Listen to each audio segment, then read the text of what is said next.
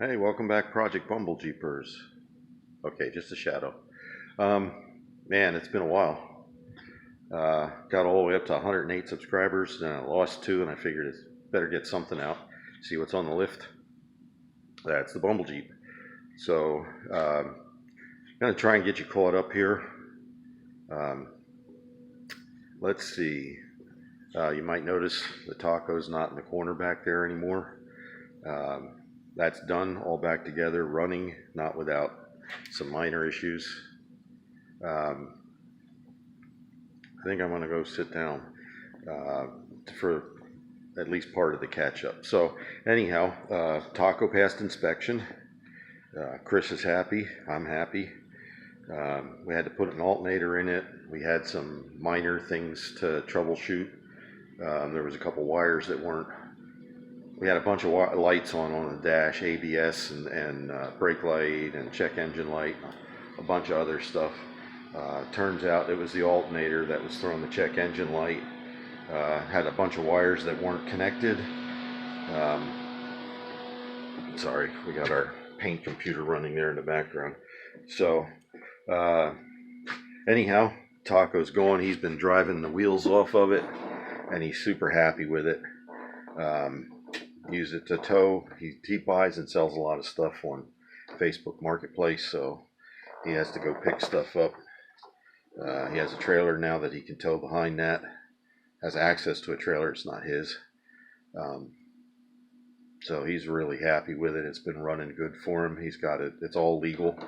He finally got it registered and insured. Um, Pennsylvania registration. He's from North Carolina. So anyhow, I'm going to see if I can set this down and we'll do it that way.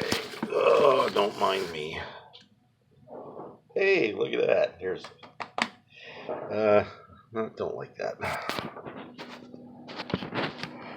Wow, that just makes it look even bigger. I am not that big, really. 210. So, anyhow, lots of stuff going on in the garage. The Massey's still apart. Getting ready to put that back together. Hopefully, it's the end of the week. This is Thursday. Tomorrow's Friday, so maybe not this week, maybe early next week I'll get that back together.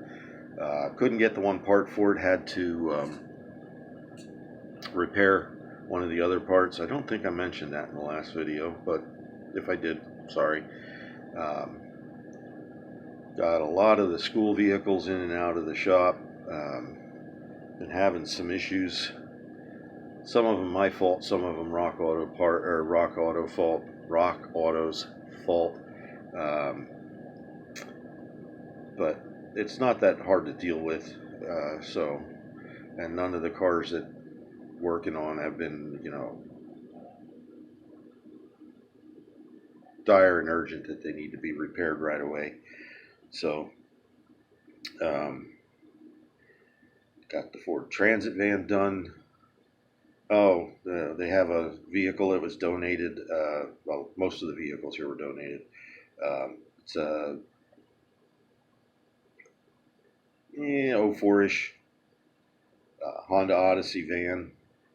They were crying and crying and crying to get that thing done, so finally got that done. It's ready for inspection, and it turns out that PennDOT lost the paperwork.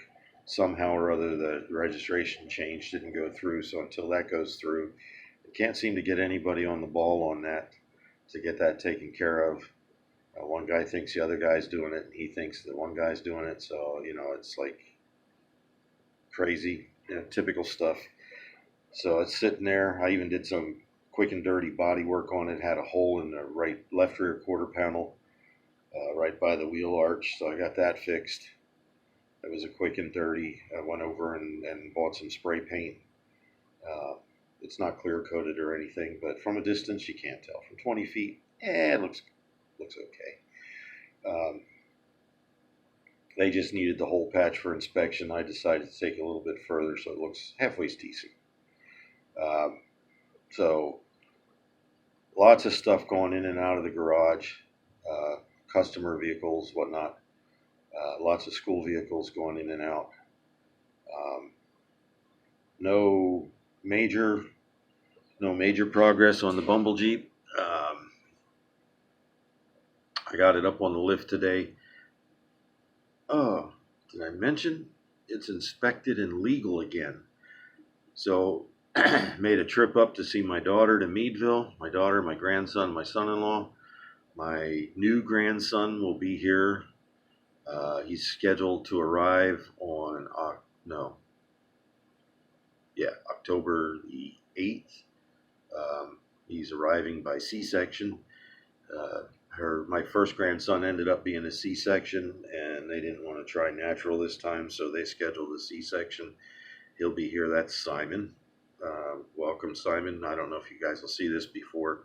Hopefully, I'll have this posted up long before that. So I got lots of stuff to do on the Bumble Jeep, just piddly stuff. But what I'm doing to it today, I noticed when I got back from visiting my daughter that I had like a grinding noise coming from one of the wheels, and I just had it inspected, and I had all four wheels off, checked inside pads, outside pads on the front, and checked the shoes and all that stuff in the back. Everything was fine.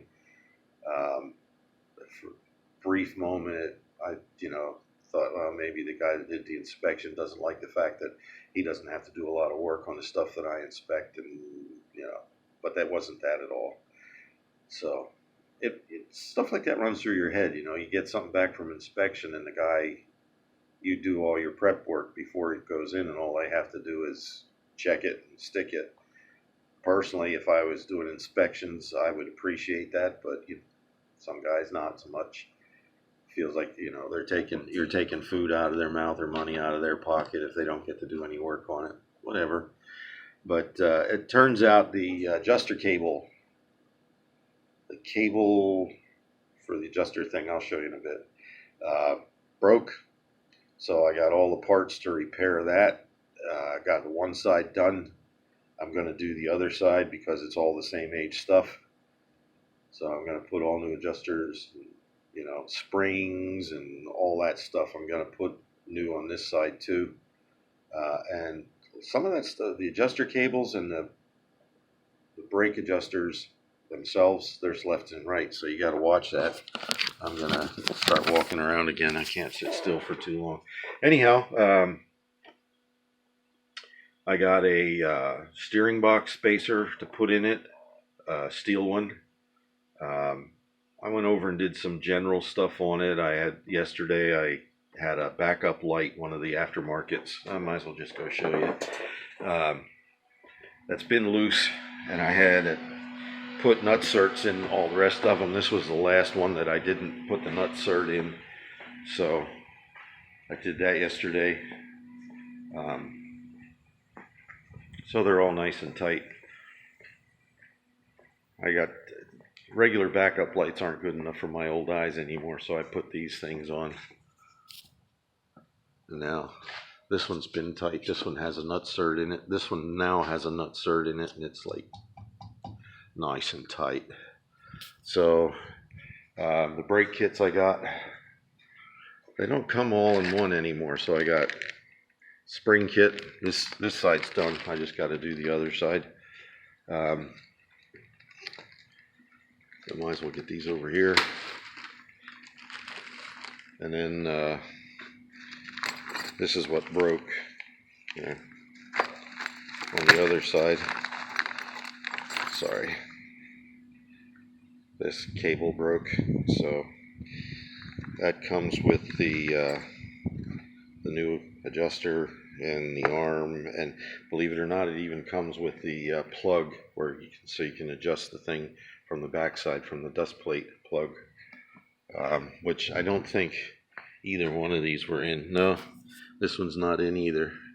So it came with a new one of those, which I will be putting in there. That should keep some of the rust out of there. The steering box spacer. Wow. There we go. I can see the light again. I got that. Amazon. That's going to be going in at some point soon. I still have the heat shield stuff for the injectors, the fuel rail, and the intake to get that done. Still have to do that. See what else. Oh, I got 16 and change for mileage on the way up. On the way back, I was about 5 minutes away from my daughter's house when I got up there, and the check engine light came on. It rained almost the whole trip. Check engine light came on, and it's done that before. Usually when I have to pop the clutch to start it, if I forget to turn the lights out or something, and I have to pop the clutch to start it, the check engine light will come on, but it shut it off and restarted after the battery's charged up again, and the check engine light goes out. Maybe low voltage that the check engine light comes on. So the trip home, it was spitter and spitting, sputtering, and farting. Made it home okay. Fuel economy sucked. So I did the key trick. You turn the key off to get it into self-diagnostic mode. Turn it on, off, on 3 times, and then you count the flashes. So it threw out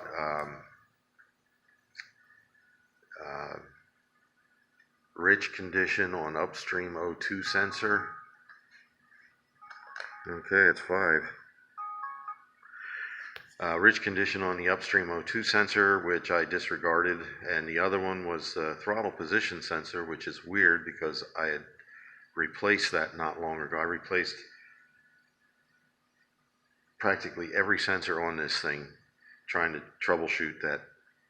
I had a random misfire in it, and I ended up just getting all the sensors and replacing them, and it finally cleared up, and I still don't know which one of them cleared it up.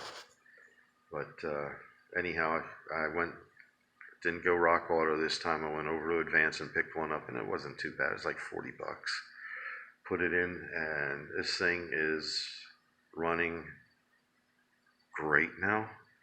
It is smooth. I don't have any trouble pulling out now, which it was like giving me a little bit of a hard time. It's like wanting to buck a little bit when you pull out, let the clutch out. But it pulls out perfect now.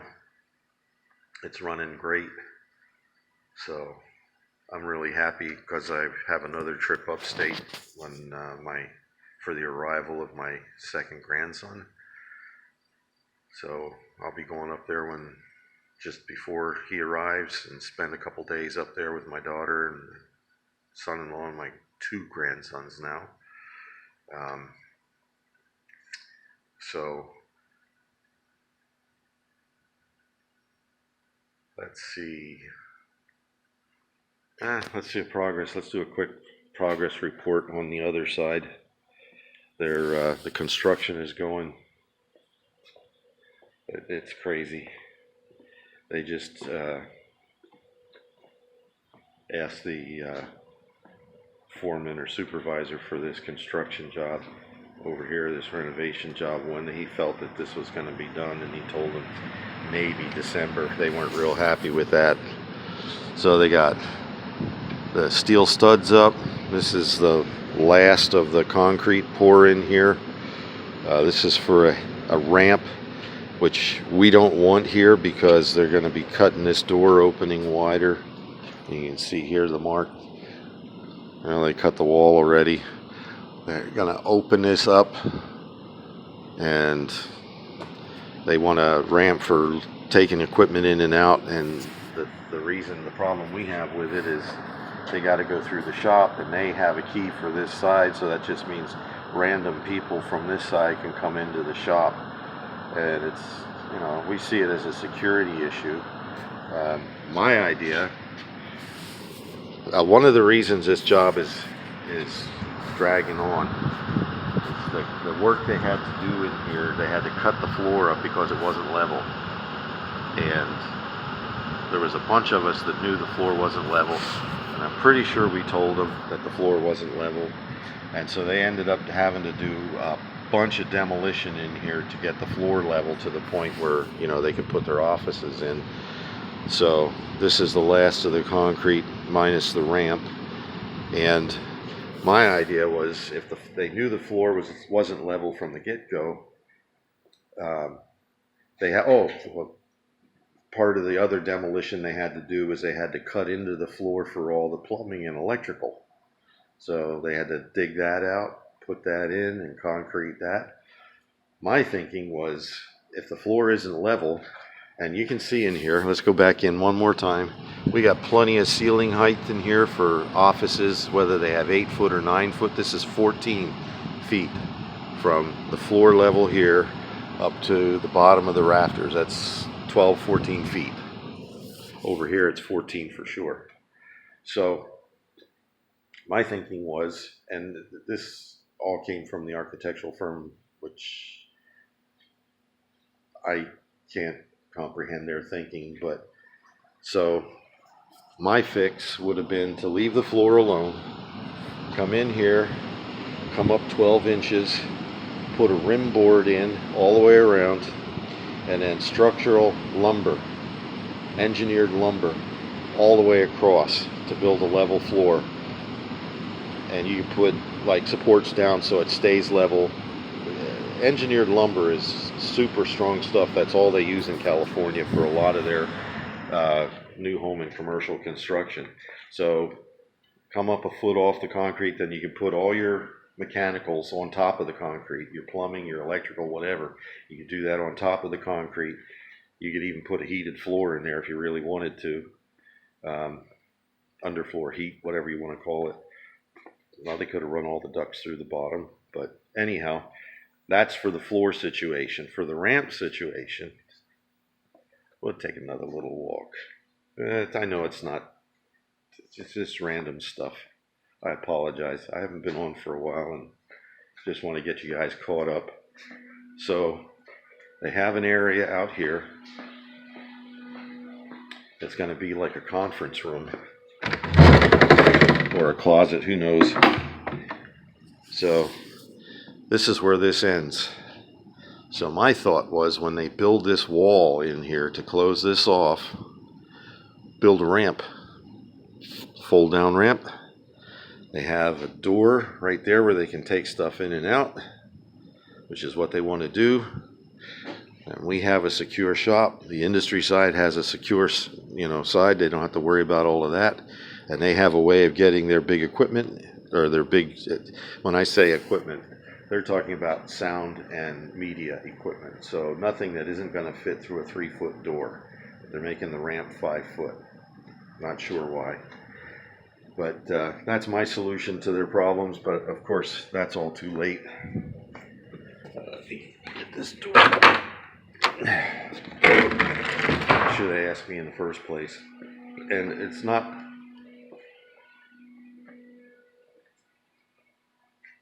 How do I put this? I've worked for architectural engineering firms before, so I know a little bit about what I'm talking about. Anyhow, so that's where we are on the channel right now. I still have the cam to do on that, cam replacement, and we got that, all that stuff finally came in. I just have to get around to doing it.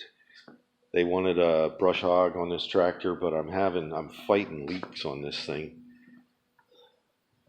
So you can see it's leaking diesel.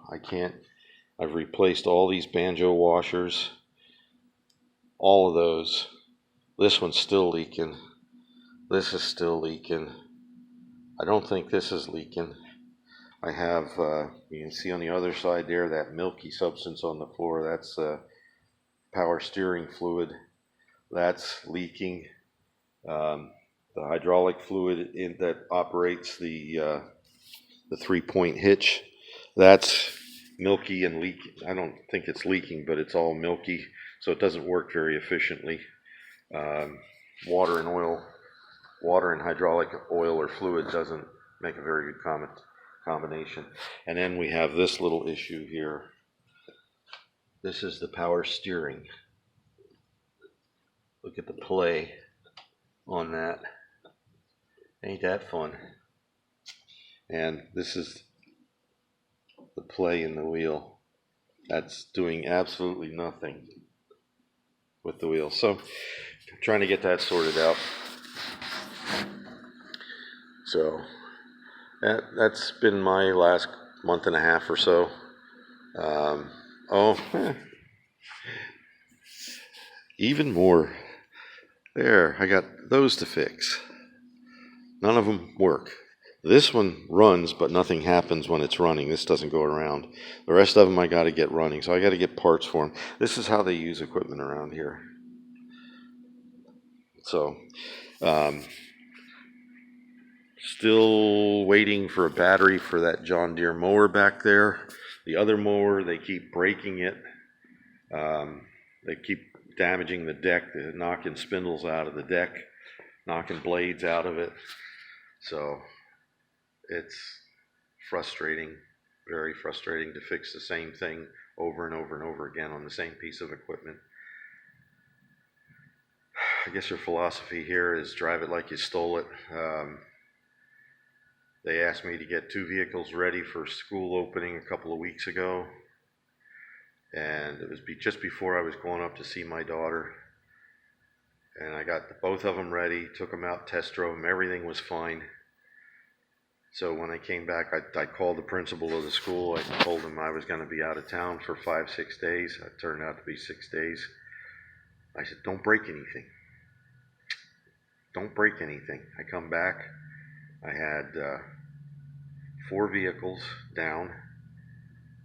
The John Deere mower, the one that was operational, and big, I don't know if you can see it from here, out there by the dumpster, there's a big green brush hog. They broke that.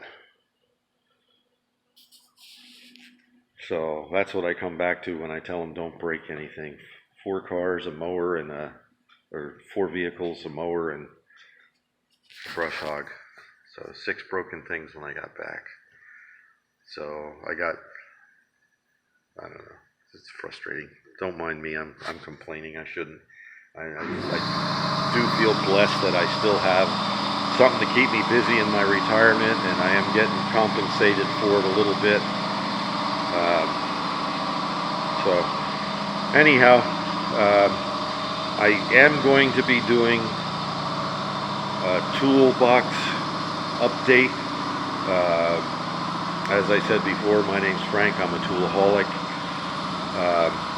Sorry about that. I should just pause it, but I'm going to end it here. I have so many new tools. The box is overflowing up to the point where I need another box again. So I'm looking at another Cobalt, but the tool cabinet. It's got the wood top on it. It's got wide drawers and narrow drawers on it. Sells for about $500. I'm hoping they'll have those around the Christmas season, and I can get one of those for $400 or whatever. So, and then I bought another box, Cobalt box. I found on Facebook Marketplace for the Jeep. So this is no longer in there.